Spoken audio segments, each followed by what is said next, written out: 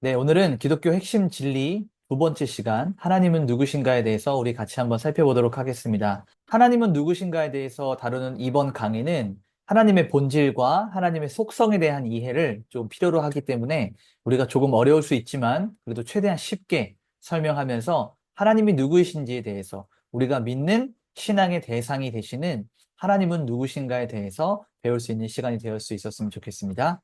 자, 먼저 목차를 살펴보면 하나님의 자존성, 그리고 하나님의 속성, 하나님의 거룩하심, 하나님의 전능하심, 하나님의 전지하심, 그리고 삼위일체에 대한 부분을 간단하게 다루고 살펴보도록 하겠습니다.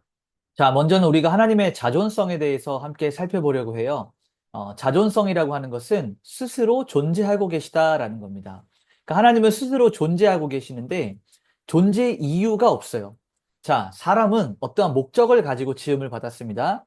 소요리문답 일문일답을 보게 되면 사람의 제일 되는 목적이 무엇이냐, 최고의 목적이 무엇이냐라고 물을 때 여기에 하나님께 영광을 돌리고 영원토록 그를 즐거워하는 것이라는 답을 달고 있어요. 그러니까 사람이 하나님께 지음받은 목적은 하나님께 영광 돌리고 하나님을 기뻐하기 위하여서 지음을 받았고 온 우주 만물, 모든 자연들도 하나님을 찬양하고 경배하기 위해서 지음을 받았습니다. 그런데 하나님의 존재의 이유는 그 이유가 없다는 거예요. 하나님은 모든 존재의 시작점에 붙어 계셨고 하나님은 어떤 것을 의존하거나 의지해서 계시는 것이 아니라 그 스스로 존재하고 계시는 자존하시는 하나님이다라고 성경은 말하고 있습니다. 절대적인 독립성을 가지고 있어요.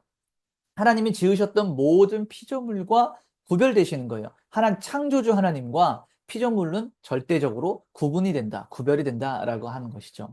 자, 그리고 하나님은 영원하신 분이십니다. 그 영원하다라는 그 말의 의미 중에 하나는 시작과 끝이 없다는 거예요. 어디서부터 시작을 했고 언제 끝이 나는지 그 시작과 끝이 알 수 없을 뿐더러 실제로 존재하지가 않습니다. 시간의 제약을 받지 않으시는 분이에요. 왜냐하면 하나님께서 시간을 만드셨기 때문입니다. 하나님께서 온 우주 만물, 천지를 창조하시면서 해와 달과 별을 만드시고 또 날과 년을 만드시면서 시간을 창조하셨어요. 그러니까 하나님께서 시간 안에 계시는 것이 아니고 시간이 하나님 안에 있다라고 우리가 보는 것이 옳습니다.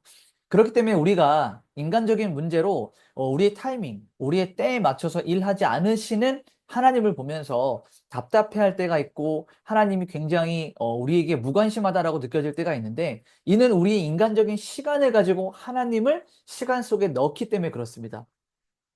그런데 반대로 우리 인간이 하나님을 바라볼 때 시간 밖에 계신 분, 시간이 하나님 안에 있다라는 이 개념을 가지고 하나님을 접근을 해야 하나님께 접근을 해야 하나님의 이 자존성과 하나님의 영원하심에 대한 이해를 조금이나마 할 수 있는 겁니다. 또한 하나님은 불변하는 현재성을 가지고 있다라고 하는 이 말이 있는데 굉장히 어렵죠? 이건 좀 철학적인 개념으로 접근을 해야 되는데 하나님은 과거에도 현재로 계시고 지금도 현재로 계시고 미래에도 현재로 존재하고 계십니다. 우리 인간적인 시간에는 어때요? 과거에 존재하셨고 지금 존재하고 계시고 앞으로 존재하실 것이다 라고 하는 인간적인 시간으로 볼 때는 하나님의 이러한 불변하는 현재성이 이해가 되지 않습니다. 그러나 제가 아까 말씀드렸듯이 하나님이 시간 속에 있는 것이 아니고 시간이 하나님 속에 있다라는 개념으로 접근해 본다면 하나님은 과거에도 여전히 현재로 존재하고 계시고 오늘날에도 현재에도 현재로 존재하고 계시고 미래, 우리가 아직 접하지 않은 그 미래에도 하나님은 현재로 존재하고 계신다. 모든 시간을 초월하여 계신 분이다라는 것을 알 수 있습니다. 또 우리가 출애굽기 3장 14절을 보게 되면요. 하나님께서 자기 자신을 소개하실 때 영어로 I am who I am 혹은 I am that I am 이라고 말씀하시면서 나는 스스로 있는 자다라고 말씀하셨어요. 그러니까 어떠한 것에 의해서 존재하시는 것이 아니라 하나님 스스로 영원 전부터 영원까지 존재하시는 분이심을 출애굽기 3장 14절에 말씀하고 계십니다. 시편 90편 2절 말씀도 마찬가지죠. 영원부터 영원까지 주는 하나님이십니다라고 시편 기자가 말을 하고 있습니다. 자, 그리고 나서 하나님의 속성 가운데 거룩하심을 좀 우리가 살펴볼 필요가 있는데요. 여기서 거룩하다라는 그 말의 의미, 홀리하다라고 하는 이 말의 의미는 구별됨입니다. 그러니까 하나님의 본질적인 특성 중에 하나인데요. 하나님이 만드신 모든 피조물과 구별이 되시는 창조주의 어떤 거룩하심이 있다라는 거예요. 거룩하신 하나님이시기 때문에 우리도 거룩함을 입어야 되는 거죠. 내가 거룩하니 너희도 거룩하라 라고 말씀하셨던 하나님의 그 말씀대로 우리도 세상 가운데 구별이 돼야 됩니다. 그런데 우리가 무엇을 보고 어떻게 거룩해질 것이냐, 하나님이 그 기준점이 되고 본이 되어 주신다는 얘기죠. 그래서 거룩하신 하나님을 우리가 찬양하고 경배해야 될 이유가 바로 여기에 있는 것입니다. 자, 하나님이 거룩하신데 죄와 악에 대해서 완전한 구별과 구분이 되셨기 때문에 죄와 악에 대해서도 하나님은 완전하게 거룩하시고, 또 우리 인간적인 개념과 생각에서는 도덕과 어떤 윤리적인 부분으로만 접근을 할 이런 제한이 좀 있는데, 이런 도덕적이고 윤리적인 부분에서도 하나님은 완전하게 거룩하셔서 구별되신 분이시다라는 거예요. 이사야서 6장을 보게 되면 이 거룩하심에, 하나님의 거룩하심에 대해서 계속해서 이사야 선지자가 이야기합니다. 거룩하다, 거룩하다, 거룩하다, 만군의 여호와라는 이러한 표현들을 통해서 하나님이 얼마나 거룩하신지에 대해서 선지자는 이야기하고 있습니다. 이렇게 하나님께서 거룩하시기 때문에 우리의 경외의 대상이 되신다. 우리는 인간은 하나님을 경외하고 경배하고 찬양할 수 있게 되는 것이죠. 자, 그래서 모든 면에서 하나님은 흠이 없으시고 흠과 점이 없으시고 도덕적이고 윤리적인 면에서도 순결하시고 우리 죄인된 인간의 죄와 완전히 대조된 구별되신 하나님, 깨끗하시고 거룩하신 하나님. 그래서 우리 모든 이 성화의 과정을 거룩하신 하나님을 바라보면서 그를 닮아가도록 나아가는 것이 바로 우리 성화의 과정이고 목표가 되는 것입니다. 자, 그리고 나서 이제 우리는 하나님의 전능하심에 대해서 좀 살펴봐야 돼요.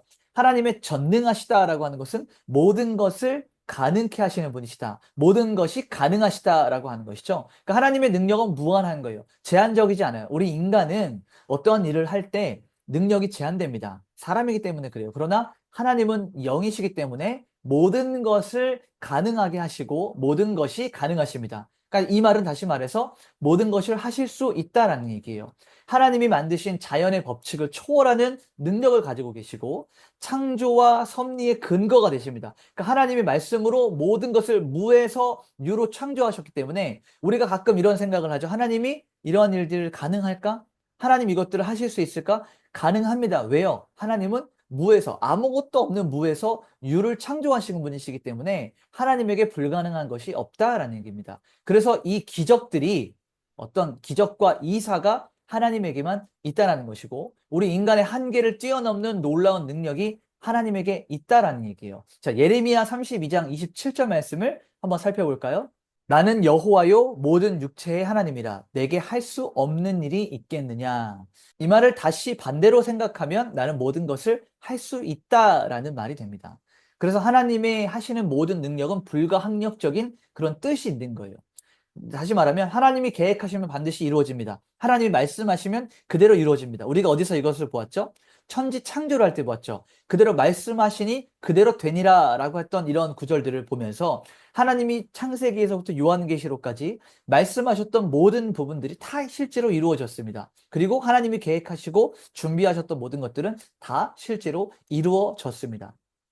그러니까 세상에 어떠한 힘으로도 하나님의 계획과 하나님의 뜻을 막을 수가 없는 거예요. 하나님께서 우리 인간을 구원하기로 작정하셨다라고 하는 이 구원의 역사도 막을 수가 없습니다. 하나님의 나라가 도래할 것이다. 하나님의 나라가 올 것이다. 반드시 이 말씀도 이루어질 것입니다. 최후의 승리를 우리에게 주실 것도 반드시 이루어질 것입니다. 그래서 우리는 이것에 대한 확신을 가지고 불가항력적, 거부할 수 없는, 우리 인간이 막아낼 수 없는 하나님의 그 계획과 뜻 앞에 순종하며 나아갈 수 있다는 얘기죠. 자, 그리고 하나님은 전지하신 분이십니다. 전지하다라고 하는 것은 모든 것을 알고 계시다라는 얘기예요.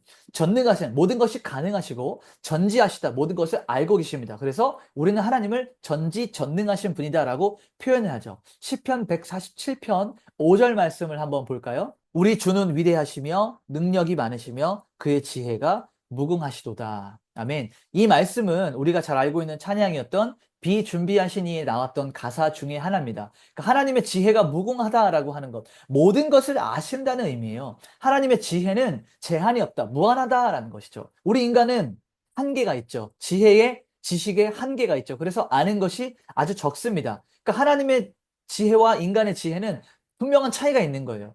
하나님에게는 미련함이 없습니다. 그러나 우리가 비유적으로 이것을 표현할 때 미련함이 사람의 지혜로움보다 지혜롭고 사람의 가장 지혜로운 것이 하나님의 미련함보다 미련하다라고 우리가 말하고 설명할 수 있는 것입니다. 그래서 하나님은 우리의 마음의 생각과 그 뜻과 모든 계획들을 알고 계세요.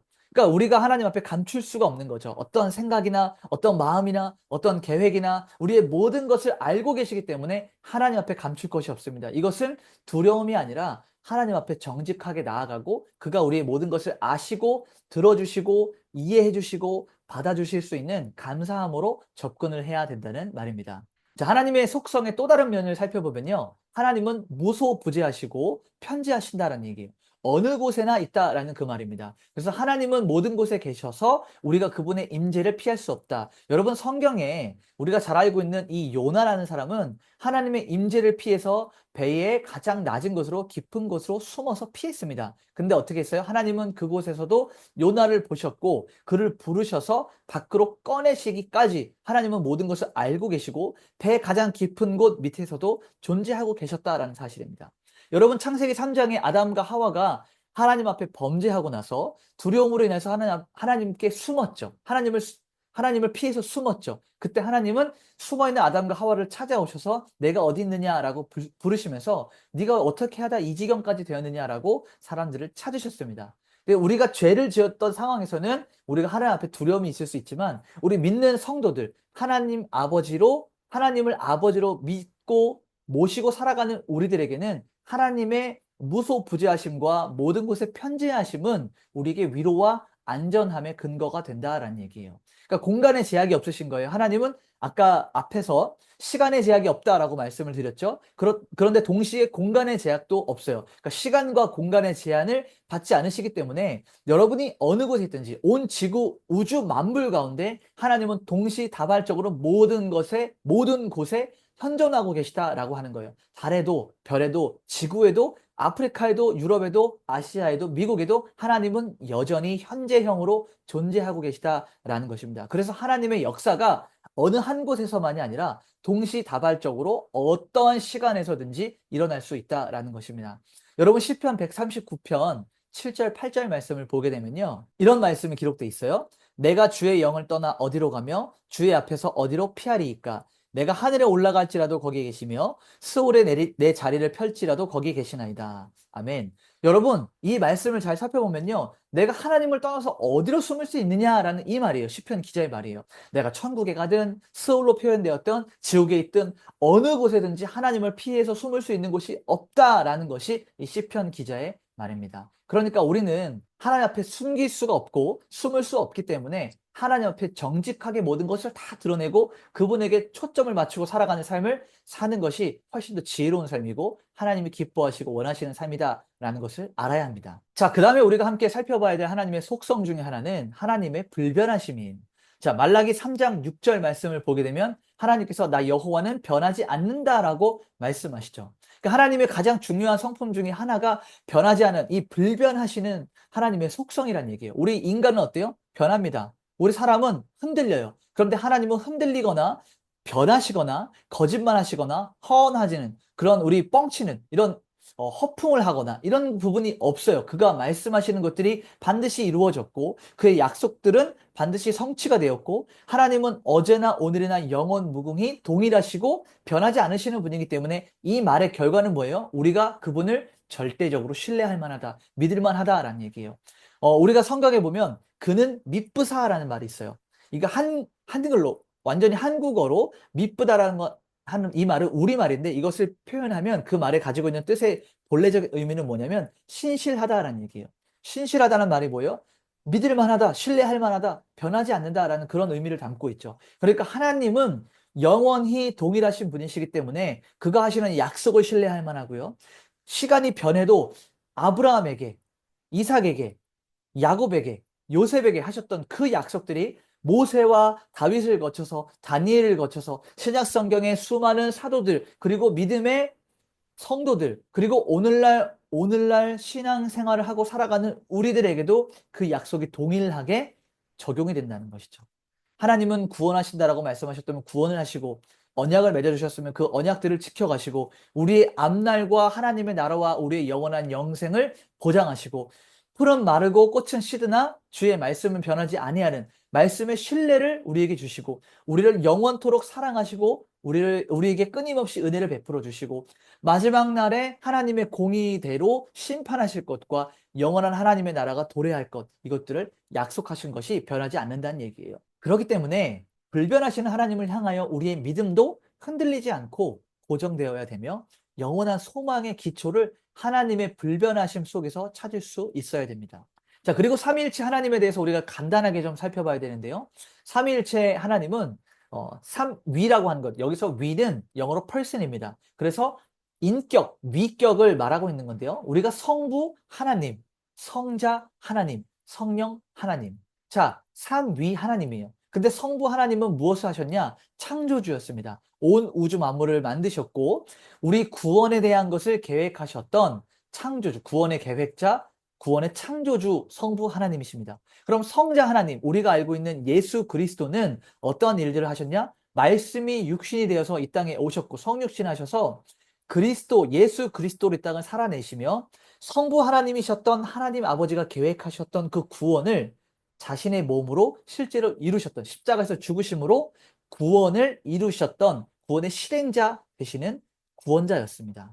그럼 성령 하나님은 무엇을 하셨냐? 성부 하나님이 계획하셨고 성자 하나님이 이루셨던 그 구원이 이제 오늘날 살아가고 있는 우리가 그 하나님의 구원 사역을 믿어지고 받아들여지고 우리 안에서 효과적으로 적용될 수 있도록 도우시는 역할을 하시는 얘기예요. 영향을 미치셔서 우리가 이것들을 적용할 수 있도록 도우시는 일을 하시는 분이 성령 하나님이다. 그래서 우리 안에 내주하신다. 거주하시는 거예요. 그래서 하나님의 성령이 너희 안에 거하시는 것과 하나님의 성령이 너희 안에 거하시는 이 자들은 하나님의 성령이 되는 것을 너희가 알지 못하냐라고 말했던 바울의 말처럼 성령 하나님이 우리 안에 거주하심으로 우리가 하나님의 성전이 되어서 구원을 맛보고 구원을 이루어가는 삶을 살아낼 수가 있다는 거죠. 그래서 성부, 성자, 성령 하나님이 각각 하시는 일들은 다르시지만 삼위가 하나이신 삼위일체 하나님이시다라는 것을 우리가 기억을 해야 됩니다. 자, 그러면 하나님을 아는 것이 왜 중요하냐? 요한복음 17장 3절 말씀에 뭐라고 그래요? 영생의 시작, 하나님을 아는 것이 영생의 시작이다라고 말하기 때문입니다. 또 잠언 9장 10절에 여호와를 경외함이 지혜의 근본이다라는 거예요. 이 땅을 살아가면서 우리가 살아가는 모든 지혜의 근본은 여호와 하나님을 경외하는 데서부터 시작합니다. 또 우리가 바른 신앙을 가지고 신앙을 형성하는 일에 있어서 하나님을 알지 못한다면 우리의 신앙은 방향을 잃어버리게 돼요. 그래서 하나님 중심의 신앙생활을 하기 위해서 하나님을 아는 것이 그 무엇보다도 중요합니다. 또한 우리를 구원하신 그 하나님에 대한 우리의 마음 그리고 관계들을 딱 깊이 있게 고정을 해서 구원에 대한 확신을 가지고 하나님과 계속해서 관계를 맺어가는 하나님을 알아가는 이런 삶을 살아내는 것 이것이 굉장히 중요하다라는 것입니다. 그래서 오늘 이 강의의 결론을 내리면요. 하나님의 속성과 하나님의 본질에 대해서 우리가 좀 살펴보았는데요. 하나님은 자존하신, 스스로 존재하시는 분이시고 하나님은 거룩하신 분이십니다. 구별된 분이세요. 그리고 하나님은 전능하신 분이다. 모든 것이 가능하고요. 하나님은 전지하신 분이다. 모든 것을 다 알고 계시는 분이시다라는 거예요. 그리고 하나님은 무소부재하시며 편재하시다. 모든 곳에 시간과 공간을 초월하여 존재하시는 분이시다. 이것이 하나님이시다라는 것입니다. 그리고 삼위일체에 대해서 우리가 살펴봤죠. 성부 하나님, 성자 하나님, 성령 하나님. 이 삼위 하나님이 한 분이신 삼위일체에 대해서 함께 살펴보았습니다. 또한 하나님을 아는 것, 하나님과 관계를 맺어가는 것이 우리의 영생의 시작이 되고 하나님을 아는 지식이 지혜의 근본이었기 때문에 우리 삶의 모든 부분에서 하나님을 아는 지식이 영향을 미친다라는 거예요. 그래서 하나님을 바로 알아야 우리가 바른 신앙을 가져갈 수가 있고 하나님을 안다는 것은 그와 깊이 있게 교제한다는 것인데 하나님을 아는 지식으로 인해서 우리가 우리의 영적인 성장을 이뤄낼 수 있다는 것입니다. 그래서 하나님과 관계를 맺는 것이 우리 삶의 목적이 되어야 돼요. 아까도 이야기했던 소율이 문답의 제일 되는 목적, 사람의 목적이 무엇이냐? 하나님을 즐거워하는 거예요. 하나님께 영광 돌리는 삶이에요. 하나님과 관계를 맺어가는 거예요. 이것이 우리 삶의 유일하고 영원한 목적이 되기를 간절히 소망합니다. 감사합니다.